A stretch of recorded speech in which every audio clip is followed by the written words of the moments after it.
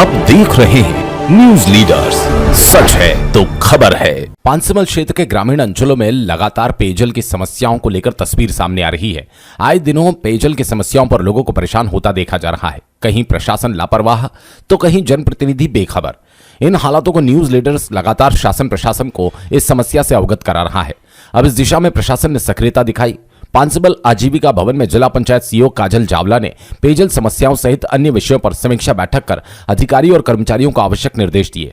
आजीविका भवन में मंगलवार को हुई बैठक में पंचायत के ग्रामों फलियों में पेयजल व्यवस्था, समग्र ई-KYC और आयुष्मान कार्ड के विषयों पर चर्चा की। उपस्थित सचिवों से चर्चा कर जानकारी प्राप्त की।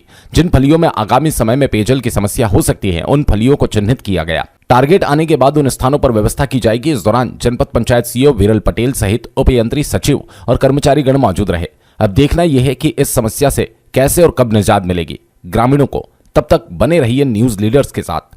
पांचमल से सतीश केवट की रिपोर्ट। आज जनपद की समीक्षा बैठक थी। सबसे पहला बिंदु पीएचई के साथ लिया गया था। नल जल योजनाओं में निर्माण की क्या स्थिति है, वाटर टैप कनेक्शंस की क्या स्थिति है और किन फलियों में कहां पर जल जीवन मिशन की योजना में अभी काम बचा है, उसके विषय में हमने चर्चा की। साथ ही सभी ग्राम पंचायत के सचिव GRS मोबिलाइजर के माध्यम से कहां पर पानी की समस्या है और हमको उन संभावित पानी की समस्या वाली बसाहटों में क्या उसके लिए हमको समाधान करना है, उन सब विषयों पर हमने चर्चा की। कहाँ नवीन हैंडपंप की आवश्यकता है, कहाँ सिंगल फेस मोटर की आवश्यकता है, कहाँ पर हमको अन्य किसी कपिल धारा या निर्मल नीर की आवश्यकता है, उस सब पे चर्चा करके उसका हमने प्लान बनाया है।